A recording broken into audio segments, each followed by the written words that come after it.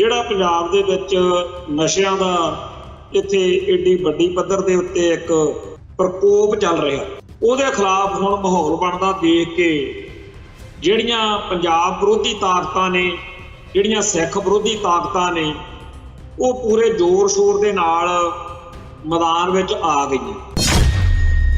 ਪੰਜਾਬ ਦੇ ਵਿੱਚ ਮੁੱਖ ਮੰਤਰੀ ਭਗਵੰਤ ਮਾਨ ਜਾਂ ਹੋਰ ਸਾਰੇ ਚੁੱਪ ਗੜੁੱਪ ਨੇ, ਪੁਲਿਸ ਨੂੰ ਖੁੱਲ੍ਹੀ ਛੁੱਟੀ ਦਿੱਤੀ ਹੋਈ ਆ ਤੇ ਬਹੁਤ ਸਾਰੇ ਵਿਦਵਾਨ ਚਿੰਤਕ ਤੇ ਸੂਝਵਾਨ ਲੋਕਾਂ ਨੇ ਹੁਣ ਦਹਾਈ ਦੇਣੀ ਸ਼ੁਰੂ ਕਰ ਦਿੱਤੀ ਹੈ ਕਿ ਇਹ ਪੰਜਾਬ ਨੂੰ ਪੁਲਿਸ ਰਾਜ ਬਣਾਇਆ ਜਾ ਰਿਹਾ।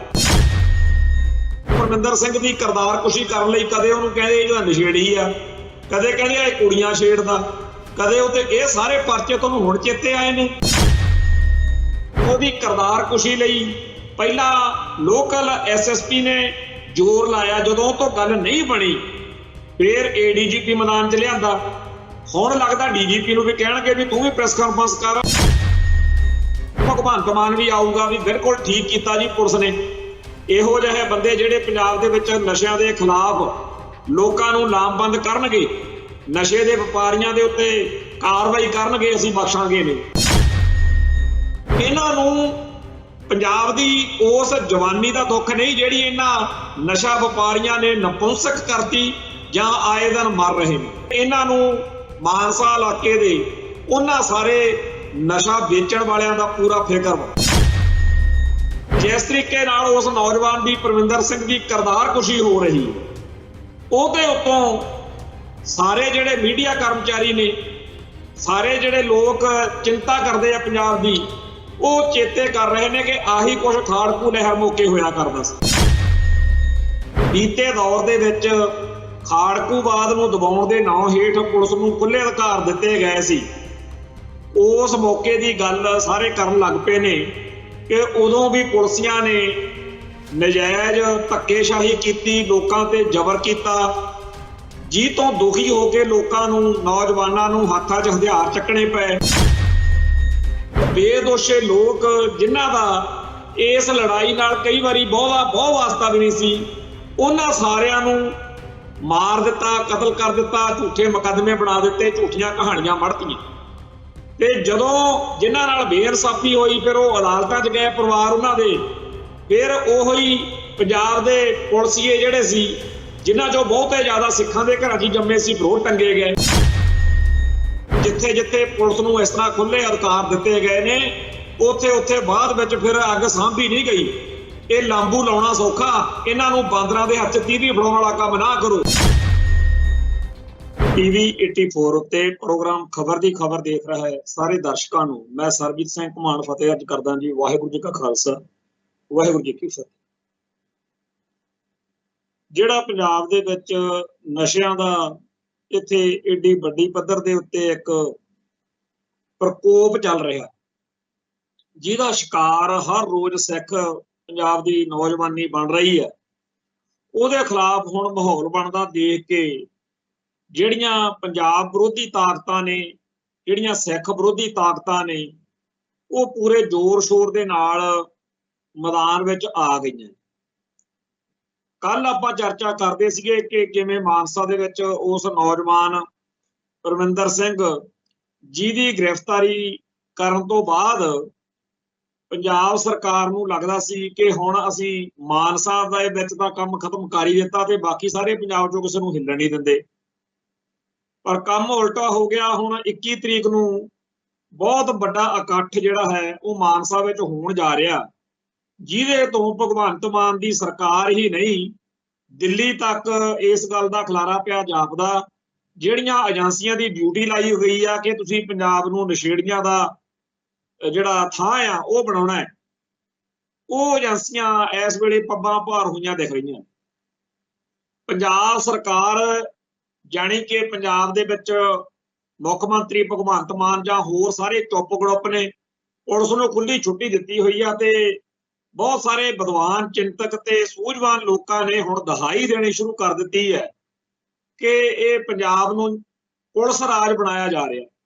ਪੁਲਿਸ ਨੂੰ ਖੁੱਲ੍ਹੇ ਅਧਿਕਾਰ ਦੇ ਦਿੱਤੇ ਆ ਵੀ ਜਿਹਨੂੰ ਮਰਜ਼ੀ ਜਿਵੇਂ ਮਰਜ਼ੀ ਨਜਿੱਠੋ। ਸੋ ਇਸ ਗੱਲ ਦੇ ਵਿੱਚ ਪੰਜਾਬ ਦੀ ਪੁਲਿਸ ਨੇ ਜਿਸ ਤਰੀਕੇ ਨਾਲ ਨਸ਼ਾ ਵਪਾਰੀਆਂ ਦੇ ਹੱਕ ਵਿੱਚ ਤੇ ਨਸ਼ੇ ਖਿਲਾਫ ਲੜਨ ਵਾਲਿਆਂ ਦੇ ਖਿਲਾਫ ਜਿਹੜੀ ਰਣਨੀਤੀ ਬਣਾਈ ਆ, ਉਹਦਾ ਖਮਿਆਜਾ ਪੰਜਾਬ ਦੇ ਵਿੱਚ ਆਉਣ ਵਾਲੇ ਦਿਨਾਂ ਦੇ ਵਿੱਚ ਲੋਕਾਂ ਨੂੰ ਭੁਗਤਣਾ ਪੈ ਸਕਦਾ।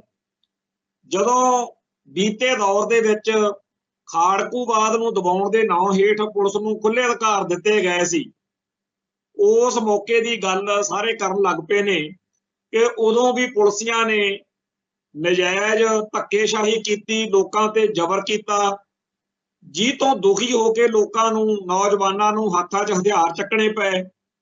ਤੇ ਫਿਰ ਖਾੜਕੂਵਾਦ ਨੂੰ ਦਬਾਉਣ ਦੇ ਨਾਂ ਹੇਠ ਪੁਲਿਸ ਨੂੰ ਹੋਰ ਖੁੱਲ੍ਹ ਦਿੱਤੀ ਗਈ।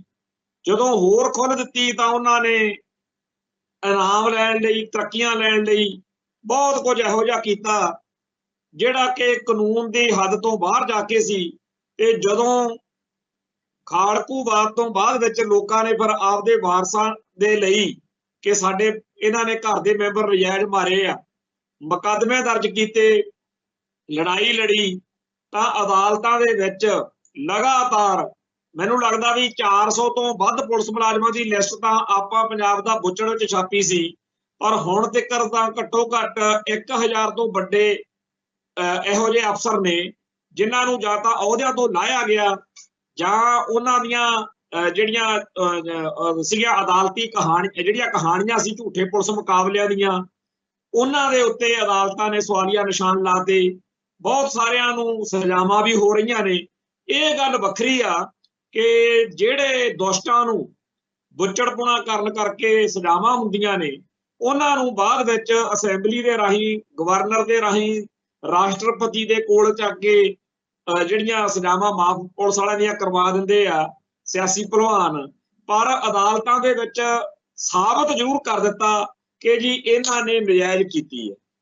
ਸੋ ਖਾੜਕੂਵਾਦ ਨੂੰ ਦਬਾਉਣ ਦੇ ਨਾਂ ਹੇਠ ਪੁਲਿਸ ਨੂੰ ਜਿਹੜੀ ਖੁੱਲ੍ਹ ਦਿੱਤੀ ਗਈ ਸੀ, ਉਹਦਾ ਖਮਿਆਜਾ ਕਿਵੇਂ ਭੁਗਤਣਾ ਪਿਆ।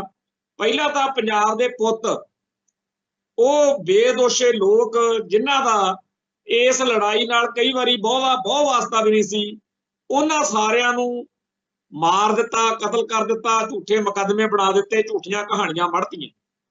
ਤੇ ਜਦੋਂ ਜਿਨ੍ਹਾਂ ਨਾਲ ਬੇਇਨਸਾਫੀ ਹੋਈ ਫਿਰ ਉਹ ਅਦਾਲਤਾਂ 'ਚ ਗਏ ਪਰਿਵਾਰ ਉਹਨਾਂ ਦੇ, ਫਿਰ ਉਹੀ ਪੰਜਾਬ ਦੇ ਪੁਲਿਸੀਏ ਜਿਹੜੇ ਸੀ ਜਿਨ੍ਹਾਂ 'ਚੋਂ ਬਹੁਤੇ ਜ਼ਿਆਦਾ ਸਿੱਖਾਂ ਦੇ ਘਰਾਂ 'ਚ ਜੰਮੇ ਸੀ, ਫਿਰ ਉਹ ਟੰਗੇ ਗਏ। ਦਿੱਲੀ ਵਾਲਿਆਂ ਦਾ ਕੀ ਗਿਆ? ਇੱਥੇ ਕਈ ਜਿਹੜੇ ਛੋਟੇ ਦਿਮਾਗ ਵਾਲੇ ਲੋਕ ਨੇ, ਬੇਸਮਝ ਬੂਝੜ, ਉਹ ਕਹਿਣਗੇ ਕਿ ਜੀ ਚਾਹੇ ਪੁਲਿਸ ਵਾਲੇ ਮਾਰੇ ਗਏ ਤੇ ਚਾਹੇ ਖਾੜਕੂ ਜਾਂ ਖਾਲਿਸਤਾਨੀ ਜਾਂ ਸਿੱਖ ਉਦੋਂ ਮਾਰੇ ਗਏ, ਮਰੇ ਤਾਂ ਪੰਜਾਬ ਦੇ ਪੁੱਤ ਨੇ। ਪਰ ਇਹਦੇ ਵਿੱਚ ਦੋਸ਼ ਜਿਹੜਾ ਹੈ ਉਹ ਬਰਾਬਰ ਦਾ ਨਹੀਂ ਹੈ। ਇਹ ਬਿਲਕੁਲ ਝੂਠੀ ਗੱਲ ਆ ਕਿ ਜੀ ਜਿਹੜੇ ਸਿੱਖ ਕੌਮ ਲਈ ਲੜ ਰਹੇ ਸੀ ਉਹ ਦੋਸ਼ੀ ਨੇ ਤੇ ਪੁਲਿਸ ਵਾਲੇ ਵੀ ਬਰਾਬਰ ਦੇ ਦੋਸ਼ੀ ਆ। ਬਿਲਕੁਲ ਨਹੀਂ।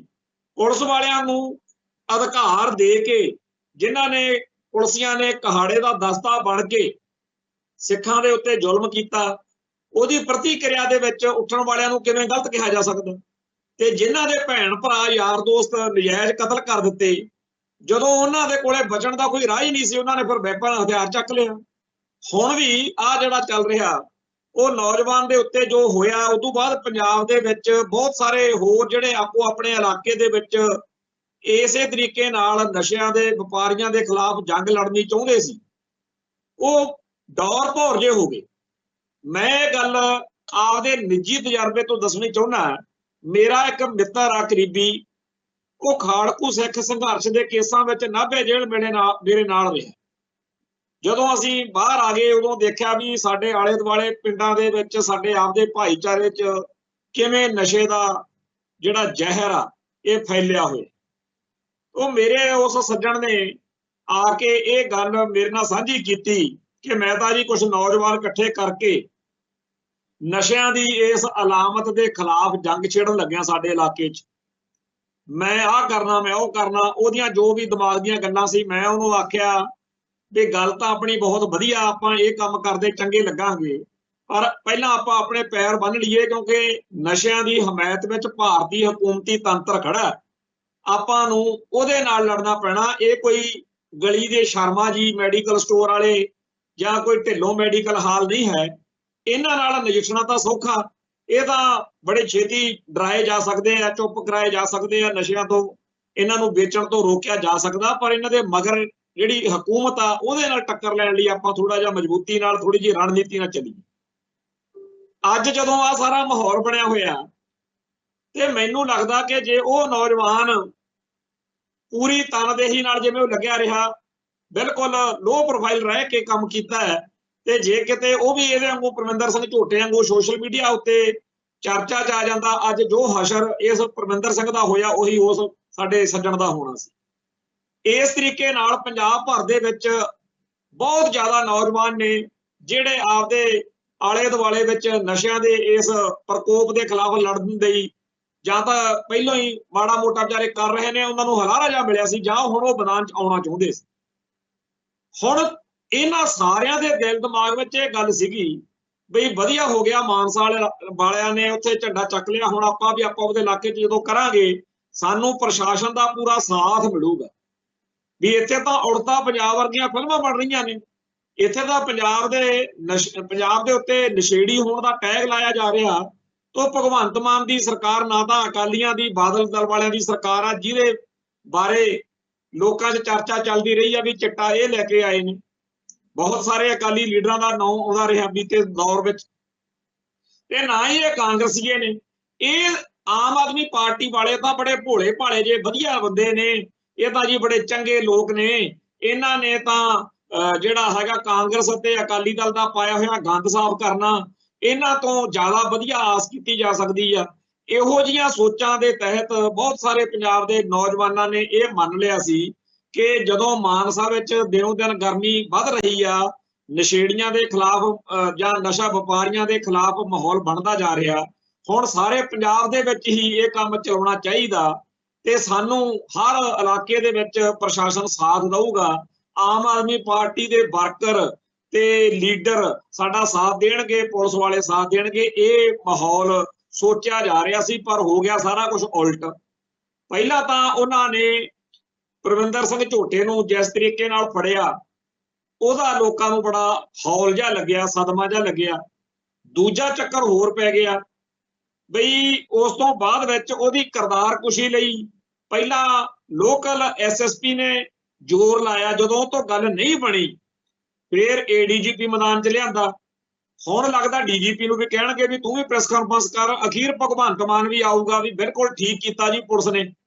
ਇਹੋ ਜਿਹੇ ਬੰਦੇ ਜਿਹੜੇ ਪੰਜਾਬ ਦੇ ਵਿੱਚ ਨਸ਼ਿਆਂ ਦੇ ਖਿਲਾਫ ਲੋਕਾਂ ਨੂੰ ਲਾਮਬੰਦ ਕਰਨਗੇ, ਨਸ਼ੇ ਦੇ ਵਪਾਰੀਆਂ ਦੇ ਉੱਤੇ ਕਾਰਵਾਈ ਕਰਨਗੇ, ਅਸੀਂ ਬਖਸ਼ਾਂਗੇ ਨਹੀਂ। ਹੁਣ ਤਾਂ ਲੋਕਾਂ ਨੂੰ ਇਹ ਲੱਗਦਾ। ਸੋ ਆਮ ਆਦਮੀ ਪਾਰਟੀ ਦੀ ਸਰਕਾਰ ਨੇ ਜਿਹੜਾ ਲੋਕਾਂ ਦੇ ਵਿੱਚ ਭਰੋਸਾ ਬਣ ਰਿਹਾ ਸੀ ਉਹ ਸਾਰਾ ਤੋੜ ਦਿੱਤਾ, ਲੋਕਾਂ ਨੂੰ ਬਹੁਤ ਵੱਡਾ ਝਟਕਾ ਲੱਗਿਆ। ਤੇ ਜਿਸ ਤਰੀਕੇ ਨਾਲ ਉਸ ਨੌਜਵਾਨ ਦੀ ਪਰਮਿੰਦਰ ਸਿੰਘ ਦੀ ਕਿਰਦਾਰ ਕੁਸ਼ੀ ਹੋ ਰਹੀ ਹੈ, ਉਹਦੇ ਉੱਤੋਂ ਸਾਰੇ ਜਿਹੜੇ ਮੀਡੀਆ ਕਰਮਚਾਰੀ ਨੇ, ਸਾਰੇ ਜਿਹੜੇ ਲੋਕ ਚਿੰਤਾ ਕਰਦੇ ਆ ਪੰਜਾਬ ਦੀ, ਉਹ ਚੇਤੇ ਕਰ ਰਹੇ ਨੇ ਕਿ ਆਹੀ ਕੁਝ ਖਾੜਕੂ ਲਹਿਰ ਮੌਕੇ ਹੋਇਆ ਕਰਦਾ ਸੀ। ਸਾਡੇ ਸਾਰਿਆਂ ਦੇ ਉੱਤੇ ਬੀਤੀ ਆ ਇਹ ਗੱਲ ਬਈ ਜਦੋਂ ਕੋਈ ਨੌਜਵਾਨ ਤੇਰਾ ਕਾਲਜ ਪੜ੍ਹਦਾ, ਸੋਹਣੀ ਦਸਤਾਰ ਸਜਾ ਕੇ ਮੁੱਛ ਫੁੱਟ ਨੌਜਵਾਨ ਆਪਦੇ ਘਰੋਂ ਤਿਆਰ ਹੋ ਕੇ ਕਾਲਜ ਨੂੰ ਜਾ ਰਿਹਾ, ਜਾਂ ਕੋਈ ਖੇਤ ਨੂੰ ਜਾ ਰਿਹਾ, ਜਾਂ ਕੋਈ ਹੋਰ ਆਪਦੇ ਕਿਰਤ ਕਮਾਈ ਲਈ ਜਾ ਰਿਹਾ, ਉਹਨੂੰ ਪੁਲਿਸੀਆਂ ਨੇ ਫੜ ਲੈਣਾ। ਤੇ ਜਦੋਂ ਲੋਕਲ ਲੋਕਾਂ ਨੂੰ ਪਹਿਲਾਂ ਤਾਂ ਪਤਾ ਹੀ ਨਾ ਲੱਗਣਾ ਵੀ ਕਿੱਥੇ ਹੈ, ਤੇ ਜਦੋਂ ਲੱਭ ਲੈਣਾ, ਪਤਾ ਲੱਗਣਾ, ਤੇ ਉਹ ਪੁਲਿਸ ਵਾਲਿਆਂ ਨੇ ਕਹਿ ਦੇਣਾ, ਵੱਡੇ ਅਫਸਰਾਂ ਨੇ ਵੀ ਕੋਈ ਗੱਲ ਨਹੀਂ ਤੁਹਾਨੂੰ ਮਿਲਾ ਦਿੰਦੇ ਆ, ਕੱਢੋ 2000 5000। ਉਦੋਂ ਅੱਜ ਦਾ 2000 5000 ਉਦੋਂ 20 25000 ਵਰਗਾ ਸੀ। ਮਾੜਾ ਮੋਟਾ ਮਿਲਾ ਕੇ ਕਹਿ ਦੇਣਾ ਵੀ ਕੋਈ ਨਹੀਂ, ਮਾੜੀ ਮੋਟੀ ਗੱਲ ਆ, ਪੁੱਛ ਗਿੱਛ ਕਰਕੇ ਮੋੜ ਦਿਆਂਗੇ। ਅਗਲੇ ਦਿਨ ਅਖਬਾਰਾਂ ਤੇ ਖਬਰ ਪੁੱਠੀ ਛਪਣੀ, ਜਾਂ ਤਾਂ ਇਹ ਛਪ ਜਾਣੀ ਕਿ ਜੀ ਹਥਿਆਰਾਂ ਦੀ ਬਰਾਮਦਗੀ ਲਈ ਲੈ ਕੇ ਚੱਲੇ ਸੀ ਤੇ ਉਹ ਉੱਥੇ ਉਹਨੂੰ ਖਾੜਕੂ ਛੁਡਾਉਣ ਆ ਕੇ ਉੱਥੇ ਮੁਕਾਬਲੇ 'ਚ ਮਾਰਿਆ ਗਿਆ, ਜਾਂ ਕਹਿਣਾ ਵੀ ਉਹਦਾ ਅੱਜ ਬਹੁਤ ਕੁਝ ਮੰਨ ਗਿਆ, ਉਹਨੇ ਆਹ ਮੰਨਿਆ, ਉਹਨੇ ਉਹ ਮੰਨਿਆ, ਤੇ ਉਹਦੇ ਉੱਤੇ ਉਹਦਾ ਅਦਾਲਤ 'ਚ ਪੇਸ਼ ਕਰਕੇ ਰਿਮਾਂਡ ਲੈ ਰਿਹਾ ਵਾ, ਤੇ ਉਹਨੇ ਤਾਂ ਬਹੁਤ ਖਤਰਨਾਕ ਵਾਰਦਾਤਾਂ ਕੀਤੀਆਂ। ਉਹਦਾ ਬੜਾ ਲੋਕ ਹੈਰਾਨ ਪਰੇਸ਼ਾਨ ਹੋ ਜਾਂਦੇ ਸੀ ਵੀ ਸਾਡੇ ਨਾਲ ਹੀ ਤਾਂ ਫਿਰਦਾ ਹੁੰਦਾ ਸੀ, ਕੋਈ ਇਹੋ ਜਿਹੀ ਗੱਲ ਨਹੀਂ। ਫਿਰ ਉਹਨੂੰ ਬਦਨਾਮ ਕਰਨ ਦੇ ਲਈ ਹੋਰ ਬੜਾ ਕੁਝ ਉਹਦੇ ਨਾਲ ਜੋੜ ਦੇਣਾ, ਕੱਲਾ ਉਹਨੂੰ ਖਾੜਕੂ ਜਾਂ ਖਾਲਿਸਤਾਨੀ ਨਹੀਂ ਸੀ ਬਣਾਉਂਦੇ, ਹੋਰ ਬੜਾ ਭੈੜੇ ਤੋਂ ਭੈੜਾ ਉਹਦੇ ਨਾਲ ਗੱਲ ਜੋੜਨ ਦੀ ਕੋਸ਼ਿਸ਼ ਕਰਨੀ, ਜਿਵੇਂ ਆ ਪਰਮਿੰਦਰ ਸਿੰਘ ਨਾਲ ਹੋ ਰਹੀ ਹੈ। ਅੱਜ ਸੋਸ਼ਲ ਮੀਡੀਆ ਦਾ ਜ਼ਮਾਨਾ, ਗੱਲ ਛੇਤੀ ਫੈਲ ਗਈ, ਉਦੋਂ ਤਾਂ ਕਿਸੇ ਨੂੰ ਪਤਾ ਹੀ ਨਹੀਂ ਸੀ ਲੱਗਦਾ ਵੀ ਪੰਜਾਬ ਦੇ ਕਿਹੜੇ ਪਿੰਡ ਦਾ ਕਿਹਦਾ ਪੁੱਤ ਚੱਕ ਕੇ ਉਹਤੇ ਕੀ ਕੁਝ ਵੜ ਦਿੱਤਾ। ਰੇਮੋ ਕਰਮ ਦੇ ਉੱਤੇ ਹੁੰਦੀ ਸੀ ਪੁਲਿਸੀਆਂ ਦੀ। ਜਿਹੜੀ ਗੱਲ ਅੱਜ ਮੀਡੀਆ ਪਿੱਟ ਰਿਹਾ, ਚਿੰਤਕ ਪਿੱਟ ਰਹੇ ਨੇ ਕਿ ਪੁਲਿਸ ਰਾਜ ਨਾ ਬਣਾਓ ਪੰਜਾਬ ਨੂੰ, ਜਿੱਥੇ ਜਿੱਥੇ ਪੁਲਿਸ ਨੂੰ ਇਸ ਤਰ੍ਹਾਂ ਖੁੱਲੇ ਅਧਿਕਾਰ ਦਿੱਤੇ ਗਏ ਨੇ ਉੱਥੇ ਉੱਥੇ ਬਾਅਦ ਵਿੱਚ ਫਿਰ ਅੱਗ ਸਾਂਭੀ ਨਹੀਂ ਗਈ। ਇਹ ਲਾਂਬੂ ਲਾਉਣਾ ਸੌਖਾ, ਇਹਨਾਂ ਨੂੰ ਬਾਂਦਰਾਂ ਦੇ ਹੱਥ 'ਚ ਤੀਵੀਂ ਫੜਾਉਣ ਵਾਲਾ ਕੰਮ ਨਾ ਕਰੋ। ਸੋ ਜਿਹੜਾ ਕੁਝ ਬੀਤੇ ਦੌਰ ਵਿੱਚ ਪੰਜਾਬ ਦੀ ਜਵਾਨੀ ਨਾਲ ਕੀਤਾ ਇਹਨਾਂ ਨੇ, ਪੁਲਿਸੀਆਂ ਨੇ, ਜਦੋਂ ਇਹਨਾਂ ਨੂੰ ਫ੍ਰੀ ਹੈਂਡ ਦਿੱਤਾ ਦਿੱਲੀ ਵਾਲਿਆਂ ਨੇ KPS ਗਿੱਲ ਮੌਕੇ, ਉਹ ਸਾਰਾ ਕੁਝ ਇਸ ਵੇਲੇ ਲੋਕ ਭੁਗਤ ਰਹੇ ਨੇ। ਜਿਸ ਤਰੀਕੇ ਨਾਲ ਪਰਮਿੰਦਰ ਸਿੰਘ ਦੀ ਕਰਤਾਰ ਕੁਸ਼ੀ ਕਰਨ ਲਈ ਕਦੇ ਉਹਨੂੰ ਕਹਿੰਦੇ ਇਹਦਾ ਨਸ਼ੇੜੀ ਆ, ਕਦੇ ਕਹਿੰਦੇ ਇਹ ਕੁੜੀਆਂ ਛੇੜਦਾ, ਕਦੇ ਉਹ ਤੇ ਇਹ ਸਾਰੇ ਪਰਚੇ ਤੁਹਾਨੂੰ ਹੁਣ ਚੇਤੇ ਆਏ ਨੇ। ਇਹ ਸਾਰੀ ਜਿਹੜੀ ਕਾਰਵਾਈ ਆ ਜੇ ਸੱਚੀ ਵੀ ਹੋਵੇ ਤਾਂ ਵੀ ਜਿਹੜੀ ਲੜਾਈ ਉਹ ਲੜ ਰਿਹਾ ਸੀ, ਜਿਹਦੀ ਕਰਕੇ ਤੁਹਾਨੂੰ ਦੁੱਖ ਹੋਇਆ, ਇਹਨਾਂ ਨੂੰ ਪੰਜਾਬ ਦੀ ਉਸ ਜਵਾਨੀ ਦਾ ਦੁੱਖ ਨਹੀਂ ਜਿਹੜੀ ਇਹਨਾਂ ਨਸ਼ਾ ਵਪਾਰੀਆਂ ਨੇ ਨਪੁੰਸਕ ਕਰਤੀ ਜਾਂ ਆਏ ਦਿਨ ਮਰ ਰਹੇ ਨੇ। ਸੋਸ਼ਲ ਮੀਡੀਆ ਉੱਤੇ ਬੰਦਾ ਦੇਖ ਕੇ ਦਹਿਲ ਜਾਂਦਾ ਕਿਵੇਂ ਪਰਿਵਾਰ ਪਿੱਟ ਰਹੇ ਨੇ, ਕਲਪ ਰਹੇ ਨੇ, ਲੇਰਾਂ ਮਾਰਦੀਆਂ ਨੇ ਮਾਈਆਂ ਭੈਣਾਂ ਖੜੀਆਂ ਹੋ ਕੇ ਵੀ ਸਾਡਾ ਇੰਨਾ ਨੌਜਵਾਨ, ਪਹਿਲਾਂ ਤਾਂ ਘਰ ਪੱਟਿਆ ਗਿਆ, ਸਾਰੀ ਜਿਹੜੀ ਉਹਨੇ ਪਹਿਲਾਂ ਮਰਨ ਤੋਂ ਪਹਿਲਾਂ ਘਰ ਦੀ ਸਾਰੀ ਜਿਹੜੀ ਆਮਦਨ ਸੀ, ਇਨਕਮ ਸੀ, ਜਿੰਨੀਆਂ ਚੀਜ਼ਾਂ ਸੀ ਉਹ ਵੇਚ ਗਿਆ ਤੇ ਹੁਣ ਮਰ ਗਿਆ ਤੇ ਨਾਲ ਦੇ ਵਿੱਚ ਟੀਕਾ ਲੱਗਿਆ ਹੁੰਦਾ। ਇਹ ਸਾਰੇ ਕਾਸੇ ਦੇ ਉੱਤੇ ਪੁਲਿਸ ਦਾ ਰਵੱਈਆ ਕੀ ਆ ਕਿ ਇਹਨਾਂ ਨੂੰ ਮਾਨਸਾ ਇਲਾਕੇ ਦੇ ਉਹਨਾਂ ਸਾਰੇ ਨਸ਼ਾ ਵੇਚਣ ਵਾਲਿਆਂ ਦਾ ਪੂਰਾ ਫਿਕਰ ਵਾ। ਸਰਕਾਰ ਜਿਵੇਂ ਕਹਿ ਰਹੀ ਹੋਵੇ ਅਸੀਂ ਤੁਹਾਡੇ ਨਾਲ ਆ, ਚਿੰਤਾ ਨਾ ਕਰੋ।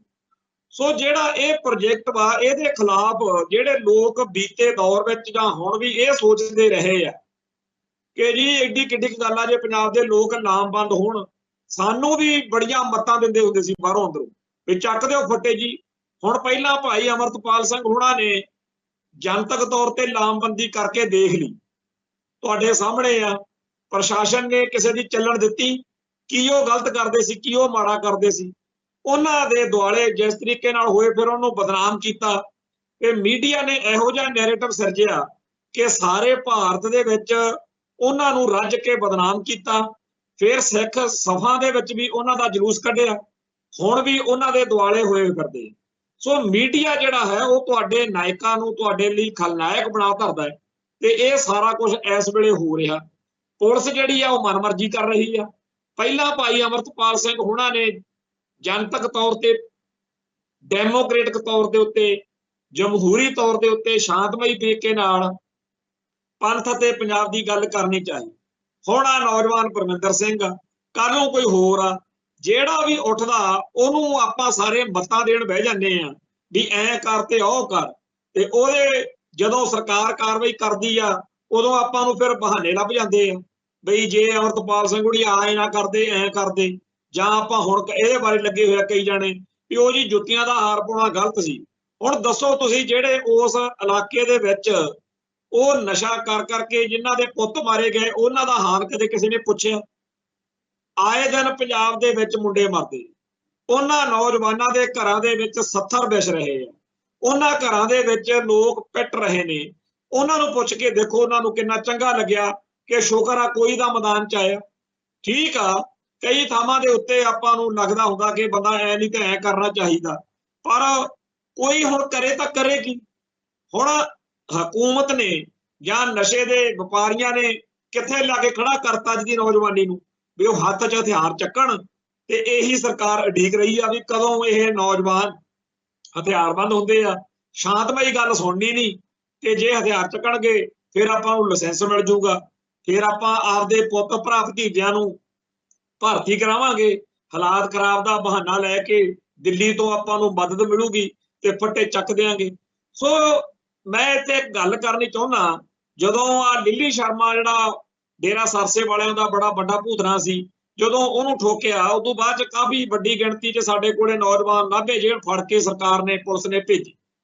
ਉੱਥੇ ਇੱਕ ਨੌਜਵਾਨ ਸੀ, ਉਹਨੇ ਮੈਨੂੰ ਆਪਦੀ ਗੱਲ ਦੱਸੀ ਵੀ ਜਦੋਂ ਮੈਂ ਪਟਿਆਲੇ ਮਾਈ ਦੀ ਸਰਾਂ CIA ਸਟਾਫ ਹੋਰਨਾਂ ਥਾਵਾਂ ਤੇ ਬੁੱਚੜਖਾਨਿਆਂ 'ਚ ਰਿਹਾ ਇਸ ਮਾਮਲੇ ਵਿੱਚ, ਤਾਂ ਮੇਰੇ ਨਾਲ ਉੱਥੇ ਇੱਕ ਅਫਸਰ ਗੱਲ ਕਰਨ ਲੱਗ ਗਿਆ ਬਈ ਅਸੀਂ ਤਾਂ ਚਾਹੁੰਦੇ ਆ ਵੀ ਪੰਜਾਬ ਦੇ ਵਿੱਚ ਖਾੜਕੂ ਲਹਿਰ ਦੁਆਰਾ ਉੱਠੇ, ਹਥਿਆਰਬੰਦ ਤੁਸੀਂ ਹੋ ਕੇ ਮੈਦਾਨ 'ਚ ਆਵੋ, ਜਿਹੜੇ ਅਸੀਂ ਆਪਦੇ ਮੁੰਡੇ, ਜਿਹੜੇ ਅਸੀਂ ਆਪਦੇ ਪੁੱਤ ਭਰਾ ਭਤੀਜੇ ਭਰਤੀ ਕਰਾਉਣੇ ਆ ਉਹਨਾਂ ਦੇ ਫਿਰ ਮੋਢਿਆਂ ਤੇ ਤੁਹਾਨੂੰ ਠੋਕ ਕੇ ਅਸੀਂ ਸਟਾਰ ਲਵਾਈਏ। ਆਹ ਗਰਕੀ ਹੋਈ ਸੋਚ ਵਾਲੇ ਪੁਲਸੀਏ ਜਿਹੜੇ ਨੇ ਇਹ ਤਾਂ ਉਡੀਕ ਰਹੇ ਨੇ ਕਿ ਕਦੋਂ ਪੰਜਾਬ ਦੀ ਸਿੱਖ ਜਵਾਨੀ ਹਥਿਆਰਬੰਦ ਹੁੰਦੀ ਆ ਤੇ ਕਦੋਂ ਅਸੀਂ ਉਹਨਾਂ ਦੇ ਸਿਰਾਂ ਦੇ ਉੱਤੇ ਆਪਦੀਆਂ ਤਰੱਕੀਆਂ ਤੇ ਆਪਦੀਆਂ ਤਨਖਾਹਾਂ ਵਧਾਉਂਦੇ। ਸੋ ਇਹ ਜਿਹੜਾ ਪੰਜਾਬ ਦੇ ਵਿੱਚ ਨਸ਼ਿਆਂ ਦਾ ਐਡਾ ਵੱਡਾ ਧੰਦਾ ਚੱਲ ਰਿਹਾ, ਜਿਹੜੇ ਲੋਕ ਇਹ ਸਮਝਦੇ ਆ ਵੀ ਖਨੀ ਕੋਈ ਐਵੇਂ ਜਿਹੀ ਦੀ ਗੱਲ ਆ, ਇਹਦੇ ਪਿੱਛੇ ਇੰਡੀਅਨ ਸਟੇਟ ਦੀ ਇੱਕ ਬਹੁਤ ਵੱਡੀ ਠੋਸ ਰਣਨੀਤੀ ਆ।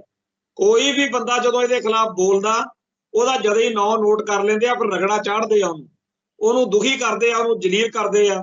ਪਰਮਿੰਦਰ ਸਿੰਘ ਨੇ ਥੋੜਾ ਜਿਹਾ ਜ਼ਿਆਦਾ ਵੱਡਾ ਮੋਰਚਾ ਲਾ ਲਿਆ, ਤੁਹਾਡੇ ਸਾਹਮਣੇ ਆ ਜੋ ਕੁਝ ਉਹਦੇ ਨਾਲ ਹੋ ਰਿਹਾ।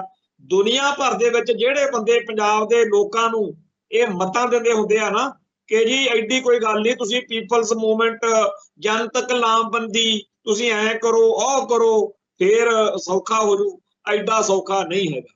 ਕਿਸਾਨ ਮੋਰਚੇ ਦੀ ਸੰਘਰਸ਼ ਦੀ ਜਿੱਤ ਤੋਂ ਬਾਅਦ ਦਿੱਲੀ ਵਾਲਿਆਂ ਨੇ ਮਿਥ ਲਿਆ ਵਾ ਕਿ ਪੰਜਾਬ ਨੂੰ ਬਖਸ਼ਣਾ ਨਹੀਂ। ਇਹ ਗੱਲ ਸੱਚੀ ਆ ਕਿ ਜਿਹੜਾ ਪੰਜਾਬ ਆ ਇਹਨੂੰ ਉਜਾੜਨ ਵਾਲੇ ਬੜੇ ਆਏ ਤੇ ਉਹਨਾਂ ਸਾਰਿਆਂ ਨੂੰ ਮੂੰਹ ਦੀ ਹੀ ਖਾਣੀ ਪਈ। ਵਸਣ ਉਜੜ ਉਜੜ ਕੇ ਵਸਣਾ ਲਿਖਿਆ ਕਹਿੰਦਾ ਲੇਖਾਂ ਵਿੱਚ ਪੰਜਾਬ ਦੇ। ਠੀਕ ਆ ਗੱਲ, ਇਹ ਵੀ ਗੱਲ ਸੱਚੀ ਆ ਕਿ ਪੰਜਾਬ ਦੇ ਜੰਮਿਆਂ ਨੂੰ ਨਿੱਤ ਮੁਹਿੰਮਾਂ, ਇੱਥੇ ਜਿੰਨਾ ਮਰਜ਼ੀ ਧੱਕਾ ਧੋੜਾ ਹੁੰਦਾ ਰਵੇ, ਲੋਕ ਖੁਸ਼ ਰਹਿ ਕੇ ਚੜ੍ਹਦੀ ਕਲਾ ਵਿੱਚ ਰਹਿ ਕੇ ਉਸ ਜ਼ੁਲਮ ਦਾ ਟਾਕਰਾ ਕਰਦੇ ਆ। ਜਿਵੇਂ ਇਹਨਾਂ ਦਿਨਾਂ ਦੇ ਵਿੱਚ ਇੱਕ ਨੌਜਵਾਨ ਦਾ ਗੀਤ ਸਾਡੇ ਸਾਰਿਆਂ ਦੇ ਜੇਲ੍ਹ ਵਿੱਚ ਜਦੋਂ ਵੱਜਦਾ ਹੈ, ਬੜਾ ਆਨੰਦ ਆਉਂਦਾ ਕਿ ਜਦੋਂ ਮਰਜ਼ੀ ਆ ਕੇ ਦੇਖ ਲਈ ਅਸੀਂ ਹੱਸਦੇ ਹੀ ਰਹਿੰਦੇ। ਤੇ ਹੜ੍ਹਾਂ ਦੀ ਦਾਸਤਾਨ ਜਿਹੜੀ ਆ ਉਹ ਚੱਲ ਰਹੀ ਆ। ਜਦੋਂ ਕੋਈ ਮੀਡੀਆ ਵਾਲੇ ਆਉਂਦੇ ਆ ਪੁੱਛਦੇ ਆ, ਉਹ ਕਹਿੰਦੇ ਜੀ ਬਸ ਠੀਕ ਆ, ਸੱਚੇ ਪਾਤਸ਼ਾਹ ਨੇ ਜੋ ਕਰਨਾ ਸੀ ਕਰਤਾ, ਅਸੀਂ ਚੜ੍ਹਦੀ ਕਲਾ ਚ। ਸੋ ਇਹ ਗੱਲ ਵੱਖਰੀ ਆ ਕਿ ਪੰਜਾਬ ਨੂੰ ਉਜਾੜਨ ਵਾਲੇ ਕੋਈ ਕਸਰ ਨਹੀਂ ਛੱਡਦੇ, ਪਰ ਪੰਜਾਬ ਜਿਉਂਦਾ ਗੁਰਾਂ ਦੇ ਨਾਂ ਤੇ ਇਹੀ ਗੱਲ ਦੁਸ਼ਮਣ ਨੂੰ ਮਨਜ਼ੂਰ ਨਹੀਂ। ਉਹ ਕੋਝੇ ਤੋਂ ਕੋਝੇ, ਕਮੀਨੇ ਤੋਂ ਕਮੀਨੇ ਅਟੈਕ ਜਿਹੜੇ ਆ ਉਹ ਕਰਦਾ। ਜਿਨ੍ਹਾਂ ਲੋਕਾਂ ਨੂੰ ਲੱਗਦਾ ਕਿ ਇਹ ਜੀ ਜਿਹੜੇ ਪੰਜਾਬ ਅਤੇ ਪੰਥ ਦੀ ਗੱਲ ਕਰਨ ਵਾਲੇ ਆ ਨਾ, ਇਹ ਥੋੜਾ ਜਿਹਾ ਤੱਤਾ ਚੱਲ ਜਾਂਦੇ ਆ ਤੇ ਨਹੀਂ ਤਾਂ ਐਡੀ ਕੋਈ ਗੱਲ ਨਹੀਂ। ਅਸਲ ਵਿੱਚ ਇਹ ਸਾਰਾ ਜਿਹੜਾ ਗੱਲਾਂ ਇਹ ਬਹਾਨੇ ਹੁੰਦੇ। ਹਕੀਕਤ ਇਹ ਆ ਦੁਸ਼ਮਣ ਤੁਹਾਡੇ ਕੋਲੇ ਕੋਈ ਰਾਹ ਛੱਡਦਾ ਹੀ ਨਹੀਂ। ਦੁਸ਼ਮਣ ਤੁਹਾਨੂੰ ਘੇਰਨ ਲਈ ਕੋਈ, ਹੁਣ ਇਹ ਨਹੀਂ ਵੀ ਦੁਸ਼ਮਣ ਤੁਸੀਂ ਕਾਂਗਰਸ ਨੂੰ ਜਾਂ ਬਾਦਲਦਾਰ ਨੂੰ ਜਾਂ ਫਲਾਣੇ ਨੂੰ, ਇਹ ਤਾਂ ਸਾਰੇ ਨਿੱਕੇ ਨਿੱਕੇ ਫੀਲੇ ਨੇ, ਇਹ ਤਾਂ ਉਸ ਕਹਾੜੇ ਦੇ ਦਸਤੇ ਨੇ। ਅਸਲੀ ਹੈਗਾ ਭਾਰਤੀ ਹਕੂਮਤੀ ਸਿਸਟਮ, ਉਹ ਡੈਮੋਕ੍ਰੇਸੀ ਕਹਿ ਲਓ, ਡੈਮੋਕ੍ਰੇਸੀ ਕਹਿ ਲਓ, ਜਿਹੜਾ ਮਰਜ਼ੀ ਨਾਂ ਦੇ ਲਓ। ਇੱਥੇ ਕੋਈ ਘੱਟ ਗਿਣਤੀ ਸੁਰੱਖਿਅਤ ਨਹੀਂ ਤੇ ਵੋਟਾਂ ਲੈਣ ਦੇ ਲਈ, ਸਰਕਾਰ ਬਣਾਉਣ ਦੇ ਲਈ ਜੋ ਮਰਜ਼ੀ ਟਕਵੰਜ ਕਰ ਲੈਣ। ਪਹਿਲਾਂ ਬੀਜੇਪੀ ਰਾਜ ਕਰਦੀ ਆ, ਅੱਜ ਬੰਗਲੌਰ ਦੇ ਵਿੱਚ ਪਟਨੇ ਤੋਂ ਬਾਅਦ ਦੂਜੀ ਮੀਟਿੰਗ ਹੋ ਰਹੀ ਆ ਬੀਜੇਪੀ ਦੇ ਵਿਰੋਧੀ ਗੁੱਟਾਂ ਦੀ। ਜਿੰਨੇ ਸਾਰੇ ਸਿਆਸੀ ਦਲ ਨੇ ਜਿਹੜੇ ਬੀਜੇਪੀ ਤੋਂ ਉਲਟ ਨੇ, ਉਹਨਾਂ ਸਾਰਿਆਂ ਨੇ ਇਕੱਠੇ ਹੋ ਕੇ ਰਣਨੀਤੀ ਬਣਾਉਣੀ ਆ ਤੇ ਏਜੰਡਾ ਉਹ ਇਹ ਸੋਚੀ ਫਿਰਦੇ ਆ ਕਿ ਹਰ ਸੀਟ ਦੇ ਉੱਤੇ ਬੀਜੇਪੀ ਦੇ ਉਮੀਦਵਾਰ ਦੇ ਮੁਕਾਬਲੇ ਉੱਤੇ ਇੱਕ ਉਮੀਦਵਾਰ ਹੋਵੇ ਤਾਂ ਸਾਰੇ ਰਲ ਕੇ ਉਹਦੀ ਸਪੋਰਟ ਕਰਨ ਤੇ ਆਪਾਂ ਬੀਜੇਪੀ ਨੂੰ ਹਰਾ ਸਕਦੇ। ਉਹ 2024 ਦੀਆਂ ਇਲੈਕਸ਼ਨਾਂ ਜਿਹੜੀਆਂ ਨੇ ਉਹਦੇ ਲਈ ਇਹ ਸੋਚਦੇ ਆ ਕਿ ਬੀਜੇਪੀ ਨੂੰ ਕਰਾਰੀ ਟੱਕਰ ਦੇਣ ਲਈ ਇਹ ਜ਼ਰੂਰੀ ਆ ਕਿ ਹਰ ਸੀਟ ਉੱਤੇ ਬੀਜੇਪੀ ਦੇ ਉਮੀਦਵਾਰ ਨੂੰ ਇੱਕੋ ਉਮੀਦਵਾਰ ਦੇ ਰਾਹੀਂ ਟੱਕਰ ਦਿੱਤੀ ਜਾਵੇ। ਪਰ ਜੇਕਰ ਏਦਾਂ ਸਰਕਾਰ ਬਦਲ ਜਾਵੇ, ਕੀ ਪੰਜਾਬ ਪ੍ਰਤੀ ਕੋਈ ਉਹਨਾਂ ਦੀ ਸੋਚ ਬਦਲ ਜਾਏਗੀ?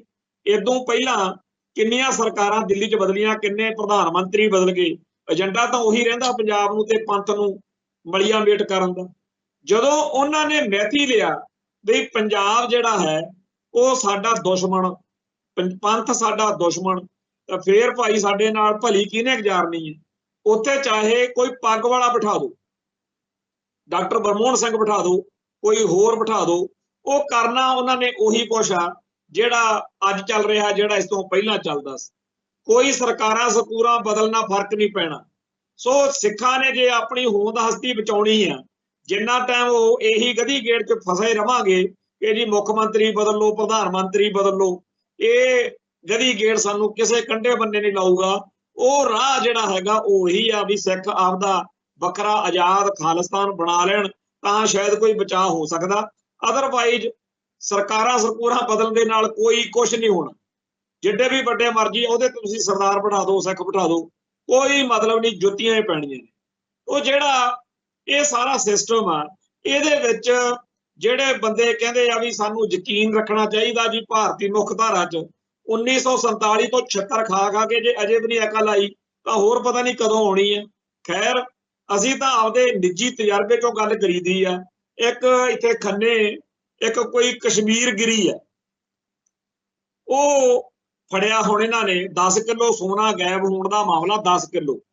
ਉਹਦੇ ਵਿੱਚ ਉਹ ਸ਼ਿਵ ਸੈਨਾ ਦਾ ਨੇਤਾ ਬਣਿਆ ਹੋਇਆ ਤੇ ਉਹਨੂੰ ਜਦੋਂ ਹੁਣ ਗ੍ਰਿਫਤਾਰ ਕੀਤਾ, ਪੂਰਾ ਉਹਦੀ ਫੋਟੋ ਫਾਟੋ ਦੇਖੋ ਤੁਸੀਂ, ਲੱਗਦਾ ਵੀ ਇਹ ਕਰਾਂ ਬੜਾ ਵਧੀਆ ਬਾਬਾ ਜੀ। ਪਰ ਇਸ ਕਸ਼ਮੀਰ ਗਿਰੀ ਨੂੰ ਅੱਜ ਜਦੋਂ ਫੜਿਆ ਤੇ ਉਹਨੂੰ ਗਨਮੈਨ ਕਹਿੰਦੇ। ਅਖਬਾਰ ਤੇ ਖਬਰ ਕੀ ਲਿਖੀ ਆ ਵੀ ਗਨਮੈਨ ਵਾਪਸ ਲੈ ਲਏ ਜੀ ਇਹਦੇ। ਪਹਿਲਾਂ ਇਹ ਦੱਸੋ ਇਹਨੂੰ ਦਿੱਤੇ ਕਾਹਤੋਂ ਸੀ? ਉਹਦਾ ਮੁੰਡਾ ਵੀ ਨਾਲ ਫੜਿਆ ਰਾਜਨ ਬਾਬਾ ਤੇ ਇੱਕ ਇਹਦਾ ਭਤੀਜਾ। ਇਹ ਸਾਰਾ ਜਿਹੜਾ ਨੌਂਗਲਾਣਾ ਹੈਗਾ ਇਹ ਪਿਛਲੇ 10-15 ਸਾਲਾਂ ਤੋਂ ਜਿੰਨੇ ਇਹਨਾਂ ਨੇ ਚੱਕਰਵਿਊ ਕੀਤੇ ਨੇ, ਜੇ ਕਿਤੇ ਉਹ ਸਾਰੇ ਇਕੱਠੇ ਕਰਕੇ ਇੱਕ ਪ੍ਰੋਗਰਾਮ 'ਚ ਸੁਣਾਈਏ ਤਾਂ ਲੋਕਾਂ ਨੂੰ ਸਮਝ ਲੱਗੇ ਵੀ ਐਡੇ ਖਤਰਨਾਕ ਬੰਦੇ ਨੇ ਇੱਥੇ। ਔਰ ਇਹ ਇੱਕ ਕਸ਼ਮੀਰ ਗਿਰੀ ਨਹੀਂ, ਇਹੋ ਜਿਹੇ ਬੜੇ ਹੀ ਨੇ ਇੱਥੇ ਤੁਰੇ ਫਿਰਦੇ। ਇਹ ਉਹੀ ਬੰਦਾ ਜਦੋਂ ਆ ਕਰੋਨਾ ਵਾਲਾ ਸਾਲ ਜਿਹਾ ਚੜਿਆ, ਮੈਨੂੰ ਫੋਨ ਆਇਆ ਖੰਨੇੋਂ ਪੁਲਿਸ ਵਾਲਿਆਂ ਦਾ, ਸੀਏ ਸਟਾਫ ਵਾਲਿਆਂ ਦਾ, ਜੀ ਕੱਲ ਨੂੰ ਪੇਸ਼ ਹੋਵੋ। ਮੈਂ ਕਿਹਾ ਮੈਂ ਤਾਂ ਨਹੀਂ ਆ ਸਕਦਾ ਇੱਕਦਮ, ਕੀ ਚੱਕਰ ਹੋ ਗਿਆ? ਕਹਿੰਦੇ ਜੀ ਇੱਥੇ ਕਸ਼ਮੀਰ ਗਿਰੀ ਆ। ਮੈਂ ਕਿਹਾ ਜਿਹਦਾ ਕਦੇ ਨਾਂ ਹੀ ਸੁਣਿਆ ਉਹਦਾ। ਕਹਿੰਦੇ ਉਹ ਤੇ ਕੋਈ ਗੋਲੀ ਚਲਾ ਗਿਆ। ਮੈਂ ਕਿਹਾ ਫੇਰ? ਕਹਿੰਦੇ ਜੀ ਅਸੀਂ ਜਿਹੜੇ ਲੁਧਿਆਣੇ ਇਲਾਕੇ ਦੇ ਖਾੜਕੂ ਸੰਘਰਸ਼ ਨਾਲ ਸੰਬੰਧਿਤ ਬੰਦੇ ਨੇ, ਨਾਭੇ ਜੇਲ੍ਹ ਰਹੇ ਆ, ਉਹਨਾਂ ਸਾਰਿਆਂ ਨੂੰ ਮਤਲਬ ਅਸੀਂ ਇੱਥੇ ਪੁੱਛਗਿੱਛ ਲਈ ਸੱਦਿਆ ਤੇ ਸਾਰੇ ਆ ਰਹੇ।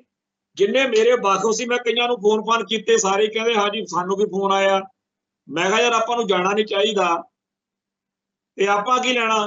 ਕਹਿੰਦੇ ਜੀ ਨਹੀਂ, ਕਈ ਜਾ ਵੀ ਆਏ ਵਿਚਾਰੇ ਉੱਥੋਂ। ਮੈਨੂੰ ਬਾਰ-ਬਾਰ ਉਹ ਤਲਖੀ ਨਾਲ ਫੋਨ ਕਰਿਆ ਕਰੇ। ਮੈਂ ਉਹਨੂੰ ਮੁਨਸ਼ੀ ਨੂੰ ਉਹ ਜਾ ਕੋਈ ਅੱਜ ਆਉਂਦੇ ਆ ਕੱਲ ਆਉਂਦੇ ਆ ਟਾਲੀ ਗਿਆ ਜਦ ਨੂੰ ਕਰੋਨਾ ਵਾਲੀਆਂ ਪਾਬੰਦੀਆਂ ਲੱਗ ਗਈਆਂ। ਤੇ ਜਦੋਂ ਪਾਬੰਦੀਆਂ ਲੱਗ ਗਿਆ ਫਿਰ ਮੈਂ ਫੋਨ ਕਰਿਆ ਕਰਾਂ ਵੀ ਆਈਏ ਜੀ। ਉਹ ਕਹਿੰਦੇ ਜੀ ਨਹੀਂ ਹਜੇ ਕਰੋਨਾ ਕਰਕੇ ਨਹੀਂ, ਤੁਹਾਨੂੰ ਸੱਦਾਂਗੇ ਅਸੀਂ ਬਾਅਦ 'ਚ। ਖੈਰ ਉਹ 5-6 ਮਹੀਨੇ ਕਰੋਨਾ ਵਾਲਾ ਚੱਕਰ ਚੱਲਿਆ। ਉਸੇ ਦਰਮਿਆਨ ਸਾਰੀ ਗੱਲ ਨੰਗੀ ਹੋ ਗਈ ਵੀ ਉਹ ਜਿਹੜੀ ਗੋਲੀ ਚੱਲੀ ਸੀ ਕਸ਼ਮੀਰ ਗਿਰੀ ਤੇ, ਉਹ ਤਾਂ ਉਹਨੇ ਆਪਦੇ ਭਤੀਜੇ ਤੋਂ ਆਪ ਹੀ ਚਲਵਾਈ ਸੀ, ਸਿਕਿਉਰਿਟੀ ਵੱਧ ਲੈਣ ਲਈ। ਪਹਿਲਾਂ ਸਿਕਿਉਰਿਟੀ ਘੱਟ ਸੀ, ਕਹਿੰਦਾ ਵਧਾਉਣੀ ਆ ਜਿਹੜੀ ਹੁਣ ਕਹਿੰਦੇ ਆ ਪੁਲਿਸ ਵਾਲੇ ਵੀ ਉਹ ਤੋਂ ਸਿਕਿਉਰਿਟੀ ਅਸੀਂ ਵਾਪਸ ਲੈ ਲਈ ਜੀ। ਤੇ ਉਹਨੇ ਰੱਖਿਆ ਹੋਇਆ ਨਾਂ ਇੰਟਰਨੈਸ਼ਨਲ ਐਂਟੀ ਖਾਲਿਸਤਾਨੀ ਅੱਤਵਾਦ ਫਰੰਟ, ਉਹਦਾ ਕੌਮੀ ਚੇਅਰਮੈਨ। ਇਹ ਬੰਦਾ ਇਹੋ ਜਿਹਾ ਹੈ, ਘੱਟੋ ਘੱਟ 15-20 ਮਾਮਲੇ ਸੋਸ਼ਲ ਮੀਡੀਆ ਤੇ ਗੂਗਲ ਤੇ ਸਰਚ ਮਾਰੀਏ ਨਾ, ਕਸ਼ਮੀਰ ਗਿਰੀ ਲਿਖੀਏ, ਉਹ ਸਾਰੇ ਇਹਦੇ ਸਕੈਂਡਲ ਜੇ ਖੁੱਲ ਜਾਂਦੇ। ਕਦੇ ਨਾ ਕਦੇ ਕੋਈ ਨਾ ਕੋਈ ਚੱਕਰ ਜਿਹਾ ਬਣਿਆ ਹੀ ਰਹਿੰਦਾ ਤੇ ਇਹਨੂੰ ਫੇਰ ਛੱਡ ਦਿੰਦੇ ਆ। ਹੁਣ ਜਦੋਂ ਉਦੋਂ ਇਹ ਅੰਦਰ ਗਿਆ ਉਸ ਰੌਲੇ 'ਚ, ਕਰੋਨਾ ਵਾਲੇ 'ਚ, ਇਹਨੂੰ ਸਜ਼ਾ ਹੋਣੀ ਚਾਹੀਦੀ ਸੀ, ਇਹਦੀ ਤਾਂ ਜ਼ਮਾਨਤ ਹੀ ਨਹੀਂ ਹੋਣੀ ਚਾਹੀਦੀ ਸੀ। ਪਰ ਆਹ ਤੁਰਿਆ ਫਿਰਦਾ 4 ਮਹੀਨੇ ਪਹਿਲਾਂ ਵੀ ਇੱਕ ਰੰਡੀ ਰੋਣਾ ਜਿਹਾ ਪਿਆ ਸੀ, ਹੁਣ ਇਹਨੂੰ ਫੇਰ ਇਸ ਰੌਲੇ 'ਚ ਫੜਿਆ, ਖਬਰ ਆਈ ਹੈ, ਇਹਨੂੰ ਫੇਰ ਛੱਡ ਛੁੱਟ ਦੇਣਾ। ਏਦਾਂ ਦੇ ਪੰਜਾਬ ਦੇ ਵਿੱਚ ਇਹਨਾਂ ਨੇ ਘੱਟੋ ਘੱਟ 200 ਬੰਦਾ ਆ ਜਿਹੜੇ ਹਿੰਦੂ ਸ਼ਿਵ ਸੈਨਾ ਹਿੰਦੂ, ਕੋਈ ਹਿੰਦੂ ਇਹਨਾਂ ਦੇ ਮਗਰ ਨਹੀਂ, ਕੋਈ ਹਿੰਦੂ ਇਹਨਾਂ ਨੂੰ ਲੀਡਰ ਨਹੀਂ ਮੰਨਦਾ ਆਪਦਾ। ਇਹ ਭਾਰਤੀ ਖੁਫੀਆ ਏਜੰਸੀਆਂ ਦੇ ਪਾਲੇ ਹੋਏ ਦੱਲੇ ਨੇ। ਇਹਨਾਂ ਦਾ ਕੰਮ ਹੁੰਦਾ ਵੀ ਸ਼ਿਕਾਰ ਕੱਢਣਾ, ਜਾਣੀ ਕਿ ਕੋਈ ਨਾ ਕੋਈ ਪੁੱਠੀ ਸਿੱਧੀ ਕਰਤੂਤ ਕਰਨੀ ਜਿਹਦੇ ਨਾਲ ਸਿੱਖ ਨੌਜਵਾਨ ਜਜ਼ਬਾਤੀ ਹੋ ਕੇ ਕੋਈ ਗੱਲ ਕਹਿਣ। ਨਾਲੇ ਤਾਂ ਸਿਕਿਉਰਿਟੀ ਮਿਲ ਜਾਂਦੀ ਹੈ ਇਹਨਾਂ ਨੂੰ ਤੇ ਨਾਲੇ ਫਿਰ ਇਹ ਪੁਲਿਸ ਨੂੰ ਦੱਸਦੇ ਆ ਵੀ ਆਹ ਬੰਦੇ ਆ ਜੀ ਜਿਨ੍ਹਾਂ 'ਚ ਪੰਥ ਦਾ ਦਰਦ ਵਾ। ਸੋ ਇਹ ਨਿਸ਼ਾਨਦੇਹੀ ਕਰਾਉਣ ਵਾਲੇ ਜਿਹੜੇ ਹੁੰਦੇ ਆ ਨਾ ਉਹ ਲੋਕ ਨੇ। ਤੋ ਇਹ ਜਿਹੜੇ ਸਿਕਿਉਰਿਟੀਆਂ ਦੇ ਸਿਰ ਦੇ ਉੱਤੇ ਲੋਕਾਂ 'ਚ ਬਦਮਾਸ਼ੀਆਂ ਕਰਦੇ ਆ, ਘਪਲੇ ਕਰਦੇ ਆ, ਇਹਨਾਂ ਨੂੰ ਚਾਹੇ ਕਾਂਗਰਸ ਦਾ ਰਾਜ ਆ, ਸਭ ਤੋਂ ਵੱਧ ਇਹਨਾਂ ਨੇ ਨਜ਼ਾਰੇ ਲਏ ਬਾਦਲ ਸਾਹਿਬ ਦੇ ਰਾਜ ਵਿੱਚ। ਕੱਲ ਕਲਾਂ ਨੂੰ ਰੱਬ ਨਾ ਕਰੇ ਸੁਖਬੀਰ ਬਾਦਲ ਦਾ ਰਾਜ ਆ ਜੇ, ਤੁਹਾਨੂੰ ਚੇਤਾ ਹੋਣਾ ਜਿਹੜੇ ਸਰੋਤੇ ਸੁਣ ਰਹੇ ਆ, ਹਿੰਦੂ ਸ਼ਿਵ ਸੈਨਾ ਜਿਹੜੀ ਹੁੰਦੀ ਸੀ, ਜਿਹਦੇ ਬਾਰੇ ਸੰਤ ਭਿੰਡਰਾਂ ਵਾਲੇ ਆਪਦੀਆਂ ਤਕਰੀਰਾਂ 'ਚ ਕਹਿੰਦੇ ਹੁੰਦੇ ਸੀ ਵੀ ਪਵਨ ਕੁਮਾਰ ਜਿਹੜਾ ਹੈ ਪਟਿਆਲੇ ਵਾਲਾ, ਉਹਦੇ ਕੋਲੋਂ 230 ਗ੍ਰਨੇਡ ਫੜੇ ਗਏ ਆ, ਉਹਦੇ ਤੇ ਕੋਈ ਮੁਕੱਦਮਾ ਨਹੀਂ। ਸਿੱਖਾਂ ਦੇ ਮੁੰਡਿਆਂ ਦੇ ਉੱਤੇ ਕੋਲੋਂ ਫੜ ਕੇ ਮੁਕੱਦਮੇ ਦਰਜ ਕਰੀ ਜਾਂਦੇ ਆ, ਕੋਲੋਂ ਪਾ ਦਿੰਦੇ ਆ। ਜਿਸ ਉਸ ਹਿੰਦੂ ਸ਼ਿਵ ਸੈਨਾ ਦੇ ਉਸ ਲੀਡਰ ਨੇ ਸਦਾ ਸੰਤ ਭਿੰਡਰਾਂ ਵਾਲਿਆਂ ਤੋਂ ਲੈ ਕੇ ਅੱਜ ਤੱਕ ਲਾਂਬੂ ਲਾਏ ਨੇ ਤੇ ਕੋਈ ਹਿੰਦੂ ਉਹਨੂੰ ਲੀਡਰ ਨਹੀਂ ਮੰਨਦਾ ਆਪਦਾ, ਪਰ ਉਹ ਹਿੰਦੂ ਸ਼ਿਵ ਸੈਨਾ ਦੇ ਨਾਂ ਤੇ ਪੂਰਾ ਗਦਰ ਮਚਾਉਂਦਾ ਰਿਹਾ। ਉਸ ਬੰਦੇ ਨਾਲ ਆ ਵੋਟਾਂ ਵਾਲੇ ਦਿਨਾਂ ਦੇ ਵਿੱਚ ਸਰਦਾਰ ਸੁਖਬੀਰ ਸਿੰਘ ਜੀ ਬਾਦਲ ਨੇ ਚੋਣ ਸਮਝੌਤਾ ਕੀਤਾ ਤੇ ਜੇ ਕਿਤੇ ਕੱਲ ਕਲਾਂ ਨੂੰ ਬੀਜੇਪੀ ਨਾਲ ਸਮਝੌਤਾ ਕਰਨ ਤੋਂ ਬਾਅਦ ਇਹਨਾਂ ਦੀ ਸਰਕਾਰ ਸਕੂਰ ਕਦੇ ਬਣ ਜਾਵੇ, ਫੇਰ ਦੇਖਿਓ ਤੁਸੀਂ ਇਹ ਪਵਨ ਕੁਮਾਰ ਸ਼ਰਮੇ ਵਰਗੇ ਜਾਂ ਕਸ਼ਮੀਰ ਗਿਰੀ ਵਰਗੇ ਆ ਜਿਹੜੇ ਹੁਣ ਥੋੜਾ ਜਿਹਾ ਟਲੇ ਹੋਏ ਨੇ ਜਦੋਂ ਦਾ ਸੂਰੀ ਦਾ ਕੰਮ ਜਿਹਾ ਹੋਇਆ, ਇਹਨਾਂ ਸਾਰਿਆਂ ਨੇ ਕਿਵੇਂ ਪੂਛਾਂ ਚੱਕ ਲੈਣੀਆਂ ਨੇ ਕਿ ਵੀ ਸਾਡਾ ਰਾਜ ਆ ਗਿਆ। ਬਾਦਲ ਦਲ ਦੇ ਰਾਜ ਵਿੱਚ ਸਿੱਖਾਂ ਲਈ, ਪੰਥਕ ਸੋਚ ਵਾਲਿਆਂ ਲਈ ਤਾਂ ਮਾਹੌਲ ਇਹੋ ਜਿਹਾ ਬਣਿਆ ਹੋਇਆ ਸੀ ਜਿਵੇਂ ਮੁਗਲਾਂ ਦੇ ਰਾਜ ਵਿੱਚ ਰਹਿੰਦੇ ਹੋਈ, ਜਿਵੇਂ ਮੱਸੇ ਰੰਗੜ ਦਾ ਰਾਜ ਹੋਵੇ। ਹਰ ਰੋਜ਼ ਤੜਕੇ ਉੱਠ ਕੇ ਰੇਡਾਂ ਮਾਰਨ ਤੋਂ ਪੁਲਿਸ ਨੇ ਤੁਰ ਪੈਣਾ।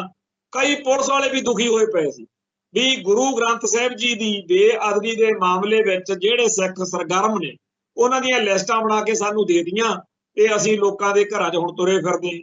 ਤੋ ਇਹ ਜਿਹੜਾ ਸਾਰਾ ਕੁਝ ਬਾਦਲ ਦੇ ਰਾਜ ਵਿੱਚ ਨਜ਼ਾਰੇ ਲੈਣ ਵਾਲੇ ਸੀ, ਉਹ ਹੁਣ ਆਹ ਠੱਗੀਆਂ ਠੋਰੀਆਂ ਇਹ ਸਾਰਾ ਕੁਝ ਕਰਦੇ।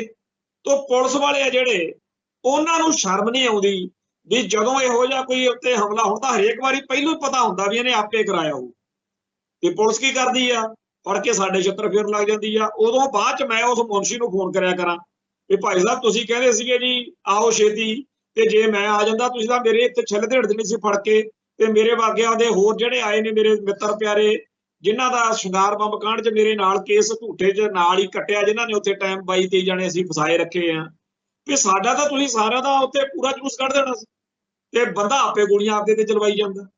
ਏਦਾਂ ਦੀਆਂ ਕਰਤੂਤਾਂ ਪੁਲਿਸ ਕਰਦੀ ਹੈ। ਤੇ ਆ ਪਰਵਿੰਦਰ ਸਿੰਘ ਝੋਟੇ ਵਾਲੇ ਮਾਮਲੇ 'ਚ ਚੰਗਾ ਹੀ ਇਹਨਾਂ ਦਾ ਸਾਰਾ ਜਿਹੜਾ ਰੰਗ ਜਿਹਾ ਉਹ ਲੈ ਗਿਆ।